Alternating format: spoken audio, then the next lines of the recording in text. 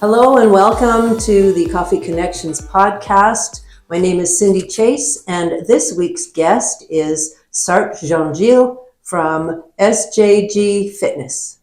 Welcome, Sartre. Thank you so much, Cindy. Thanks for having me. Yeah, my pleasure. Why don't you first tell the viewers how we met? We met online. Not a romance thing, though, right? No, absolutely not. No. What do you mean? Because I don't want Bill to be. Oh, okay. Bill watches this. I really like that guy. We met online through CIBN, which is an amazing networking group founded by Carrie George here in Calgary, Alberta. Tell us a little bit about your business. How did you decide that that's something that you wanted to do as a business? Well, a long time ago, like 20 years or so ago, I finished with my bachelor's in human kinetics, which is another term for kinesiology, from the University of Ottawa, and worked at a physio clinic for a bit. And then I went on this long journey. I went to Japan, taught English, came back to Canada, got my master's in healthcare administration at UBC, worked at Providence Healthcare. Right. It's under Vancouver Coastal Health. I was the Lifeline marketing rep for 5 years, helping seniors with their personal emergency response service, their button, if they have a fall. And came back to Calgary and just, was working here and there. And I was working there was a preferential access inquiry, a provincial inquiry. I did that. I was an administrator for that. And then I finally landed in my role as a program manager for the Catholic Diocese Feed the Hungry program. So I was the manager of that, helping people every Sunday for 6 years. Wow. Very rewarding job. Wow. A bit of overlap, let's say, with what my education was, but I wasn't really doing kinesiology type of work. And I did end up getting my personal trainer certification through the Canadian Society of Exercise Physiology. And during COVID, I was laid off from the diocese. There was a program that was funded by different sponsorship groups, different private firms, and different religious organizations, not-for-profits, etc. And COVID hit, and it hit all those 52 organizations plus. Wow. Everything. Everything that were helping us. And so got laid off, and I was just, sitting there at home and just pondering what should I do. And I figured, this is something that I've been thinking about while I was working there. So I bit the bullet, registered my business, SJG Fitness, and started helping people, especially online. Mm-hmm. That was a big thing during COVID. And just learning how to train people online and bringing an element of the science and the evidence from kinesiology, blending that with more your conventional personal training. Now my business is more of a hybrid. I have clients at hospitals, bedside. I have clients online through Zoom. It's been a great opportunity to really carve my way and help people. Right. How do people find out about you? Like, do you advertise? Where do you promote yourself? I'm on various platforms, LinkedIn, Facebook. I have a Facebook group. I've got my YouTube page. I'm online, and I'm, word of mouth. Like some of my clients I'm landing are word of mouth, and right. Doing the more guerrilla-based marketing. Right. Is how I'm kind of getting things done. Do you do group sessions? If somebody has, say, a ladies' morning coffee, they get together and it's like, hey, let's incorporate exercise. Is that something that you would do on a regular, like a weekly or monthly basis? That's something that I'm open to doing. I've certified as a master trainer, and it's called urban polling, which is a type of Nordic polling. Okay. And group sessions, either that, helping people to do seniors, especially, or to do like seated type of workouts, or just going for a walk. Right. That's something we can do. Or just if they want to do more of a body weight type of workout, that's how I train people online. Yeah, I'm very adaptable with how I offer my services to my clients. Right. And another gig that I have as a fitness coach and a vice president of business development for the Alberta Bariatric and Lifestyle Clinic in 𝐅𝐢𝐭𝐳. Oh, wow. And we're doing walks every week, maybe 4 or 5 individuals, people with overweight, for them to go with a walk. And then we have one of the physicians who are trained in family lifestyle medicine medicine, they go for the walk with us. It is a medical appointment. So these are the types of things that I'm, thinking about in terms of how can we deliver the service that people need on a clinical level also. So during the walks, there's obviously conversation. Yeah. Can it be like a therapy session as well, and a teaching session, a lifestyle change? That's a great question. I'm always open to answering questions. In the kinesiology industry, we talk about motivational interviewing. Okay. And so, yes, that's perfect. That's something that I'm trained in, is motivational interviewing, asking those open questions. Yes. Drawing out the answer from the individual. Another similar training that I have is called Fitness Behavior Change Coaching. And I have an entire 12-week program where we're not even working out. I'm just sitting there for an hour with you, and we're digging in the weeds and figuring out what's the hiccups, what are the issues, why might you not be wanting to implement different healthy habits. Mm-hmm. And that's my tagline, is healthy habits at home. Fitness behavior change is a big thing nowadays. Right. And yeah, I will definitely during those walks is ask those probing questions and give the individual the types of coaching that they need. So yeah, that's the beauty of it. It's like a walk and talk. In the corporate world, they talk about walk and talks. Yeah. Yeah. And it's just something about movement. Yeah. Displacing yourself through space and time is just so stimulating that it really invigorates the individuals, and there's a synergy there that really makes a lot of ideas, let's say, come to fruition. Right. So. As you're speaking, I'm thinking that just the action of walking. Yes. And doing something at the moment to resolve the overweight issue would give the person that is overweight the bravery to admit or to share, as opposed to sitting on the couch with a bag of chips.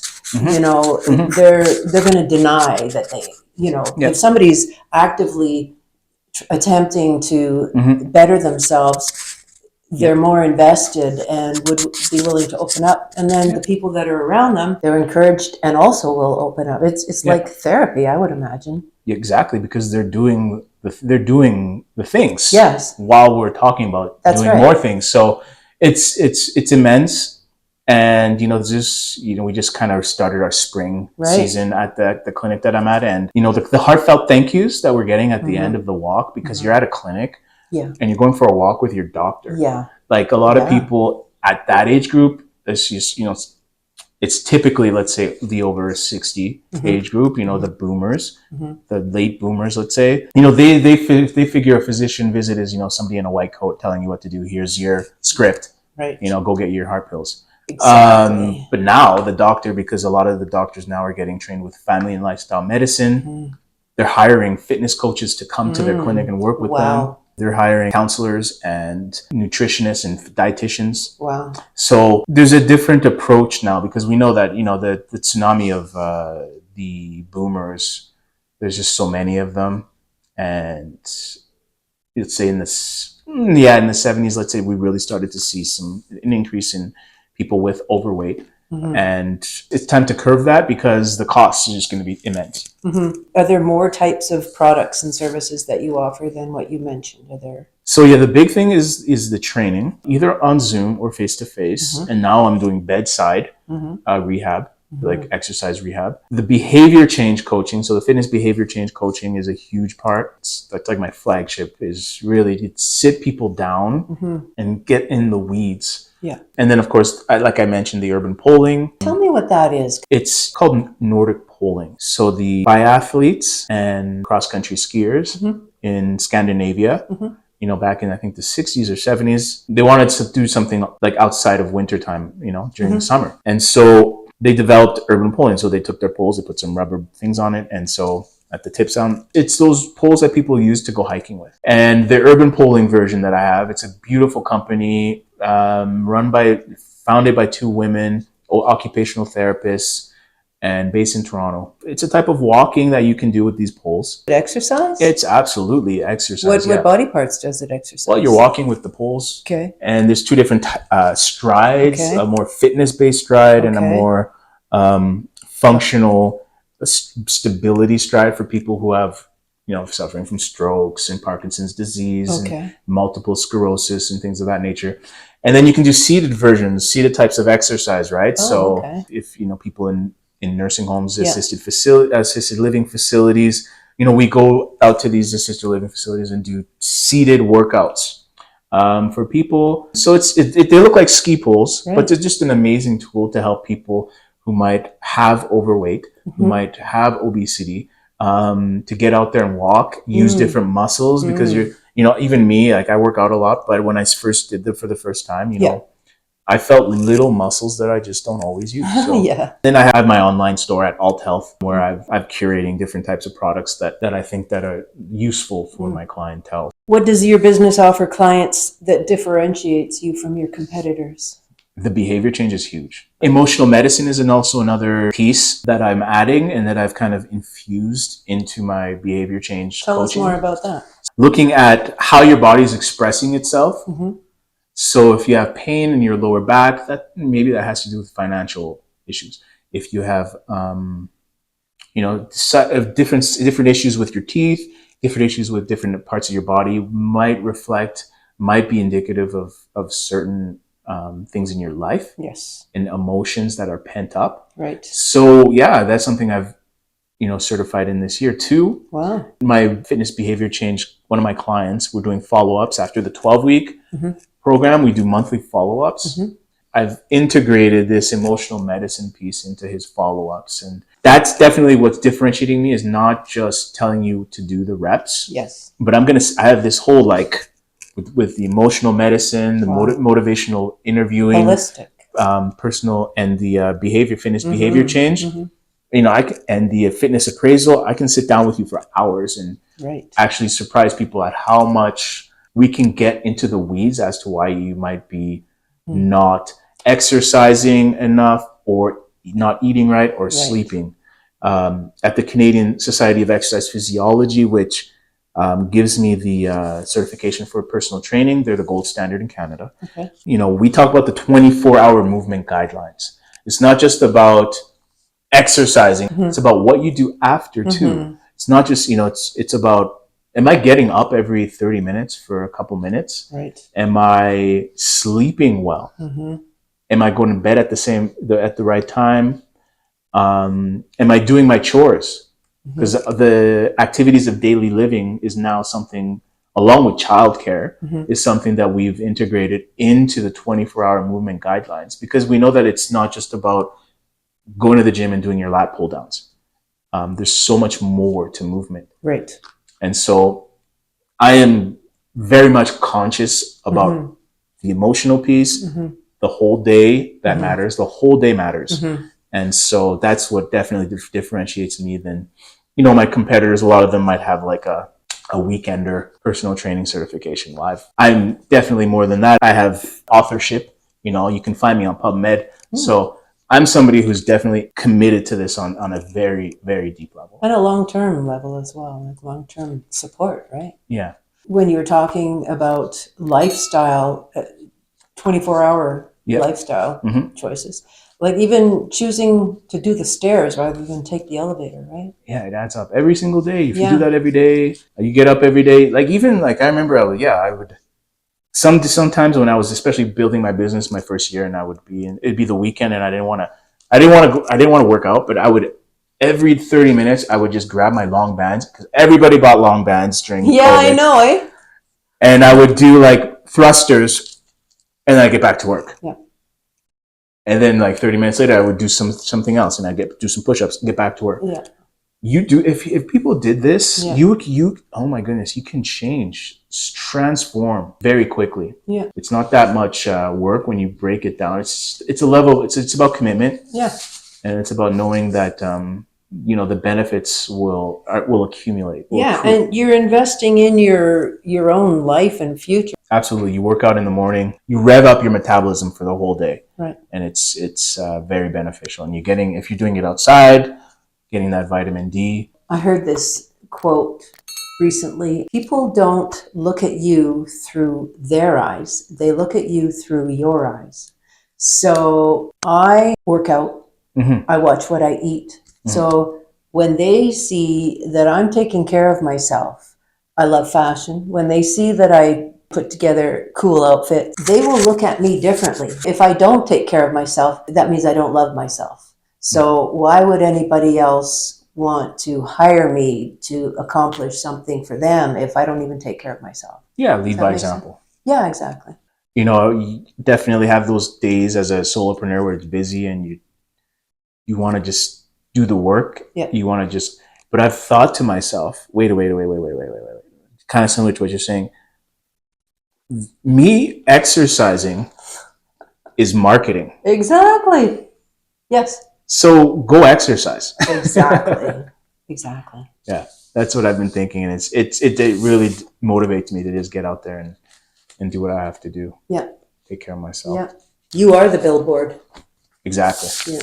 What words of wisdom would you share with new entrepreneurs in the same line of work as you? I would say look for that social support network. We were talking about that. Look for people who will be in your corner, who will advocate for you at the top of their lungs when you're not in the room, and you do the same for them. Right. I think it's about hybridizing your business nowadays. Mm-hmm. Whether or not you want to go fully online or fully face-to-face, I think you need to be amphibious to some degree so that you don't constrict yourself too much. Even though if you want to just focus on this or that, I think doing that blend in terms of getting out there and making a name for yourself, yes, is important. And then I have a Facebook group, right, that I invite people into. And what do you guys do in the group? Basically right now I'm sharing information, doing some videos, right, and just sharing information that would be important for people, right, as they're, on their journey. Right. What type of emotional support did you receive from friends and family when you decided to do your own business? Unconditional, I guess, is how I would describe it as. It's because they know that I've been doing this for, this is something I went to school for. Right. That unconditional support, and belief and faith in what I can do. And it's been really fun seeing people change. I have a father of two, a couple of years younger than I am. And he's got his wife too. And she happens to be a solopreneur too. You probably know her. And, just seeing him change has been amazing. Seeing him grow and just, that's the benefit, and now it's, I've, different types of challenges, seeing different types of, and problem solving, solving these problems. I have clients in hospitals or wherever my clients are, wherever they are at, right, and just meeting them where they're at. Exactly. And finding solutions for them. Yeah. And then of course the coaching aspect where you're drawing the answers out of them, so that they have more ownership, right, in what they're doing. Right. So they tell you what the issue is rather than you pointing it out. You let them come up to that conclusion, and then it's like, oh, okay, well, I guess I got to do something about it, right? Exactly. That's where the motivational interviewing, right, and the behavior change, right, comes into play. Right. Nowadays, rather than just saying, do 50 squats. Exactly. Go for a 30-minute run. There's more to it. So when you start your journey, right, or along your journey, like, right, what are you looking to assess? And then accordingly, use the tools that are at your disposal to assess that. And the scale is only going to tell you so much. Yeah. Because different people have different bone density, muscular density. Exactly. So don't take that as everything. Right. What is the driving force that keeps you moving on through the tough times? I guess just knowing in my heart that ultimately this is work that's going to not just help the individual, but it's going to help their families, yes, their loved ones, yeah, their kids. They can, a lot of people, maybe they'll be able to walk their kid down the aisle, things of that nature. Yeah. And it's going to help curb costs in society. I just know that. It's not even, the evidence is irrefutable. Yeah. That I know that the work is something that's worthy of doing. Right. Would you like to share anything else with the viewers about your business, about anything? Again, my tagline is healthy habits at home. So, and you know, home is where the heart is. So just start from where you are and make sure that you're comfortable at home, and start from there. That's your base camp, you know, in terms of having the right foods, having a place to exercise. Maybe it's not going to be that, but I'm just saying that, and having serenity. Like, do you feel okay where you're at right now? Mm-hmm. And everything will transpire from there. Would you answer questions? Absolutely. Yeah. Yeah. If people want to either email me questions, send me questions during Facebook Messenger, or have a 15-minute chat or 30-minute chat or whatever on Zoom, always there for them. So yeah. Nice. Thank you very much, folks, for watching this podcast. I hope you enjoyed it. I hope you're encouraged and energized and want to take your own fitness and health in your hands. And feel free to contact Sartre for anything you might need to help you be a healthier you. Again, my name is Cindy Chase. If you haven't already subscribed to the Coffee Connections podcast channel, I hope you do, and then you won't miss the next guest. We'll see you next week. Bye for now.